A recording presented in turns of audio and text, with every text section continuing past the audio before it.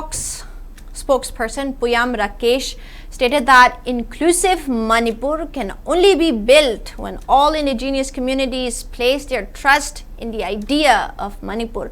He stressed the urgent need for collective dialogue and unity among all coexisting ethnic groups. He was addressing the gathering at the one-day seminar on reshaping the political upheaval in Manipur, issues and challenges, jointly organized by Focs and Manipur University Students' Union MUSU at MU Auditorium. Rakesh underlined that civil society organizations, CSOs, represent a pivotal stakeholder in resolving the ongoing crisis. He noted that the convention was convened to bring community leaders together on a single platform to bridge fractured communal ties. Rakesh urged all sides to resolve grievances through dialogue, mutual accommodation, and shared consensus rather than escalating communal fractures. He warned that prioritizing narrow ethnic interest blocks the path to unity, adding that meaningful integration remains impossible with ongoing sectarian divisions. The seminar concluded with first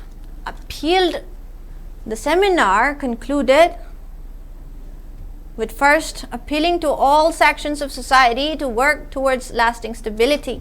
The second pledged to pursue inter-community dialogue, reconciliation, and democratic engagement.